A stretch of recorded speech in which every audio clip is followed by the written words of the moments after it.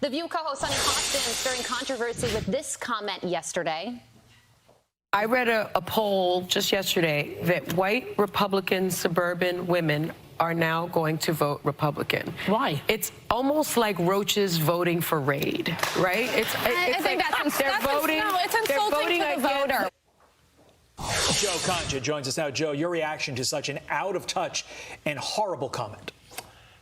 No politician with an R next to their name should ever go on that show again. These people hate half the country, because if you're a suburban mom, right, and you don't like maybe what your kid's being taught, or maybe you don't like what you're paying for clothes or for food for your family, or when you go to the gas station you fill up your pump, or maybe you don't feel safe in your community, maybe you'll vote for the party that's not in power right now. Maybe you'll vote for a Republican.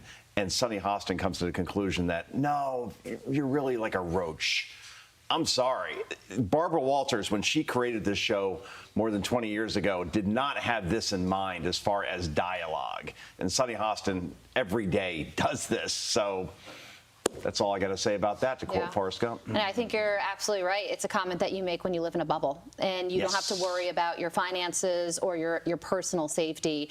That's the kind of comment that you make. That's where your brain goes. In the meantime, Hillary Clinton is hitting Republicans with this. Take a listen here. The crazy stuff coming out from election deniers, from people who laugh at Paul Pelosi being attacked, from people who want to keep you scared, who don't have answers to anything. I think it's time that every American say, you know what, we've got a lot at stake in pulling ourselves together. But not so long ago, she had a lot to say about the results of the 2016 election. You can run the best campaign, you can even become the nominee, and you can have the election stolen from you. Finally, we will see how illegitimate his victory actually was. There were a bunch of different reasons why the election turned out the way it did. He knows he's an illegitimate president. He knows.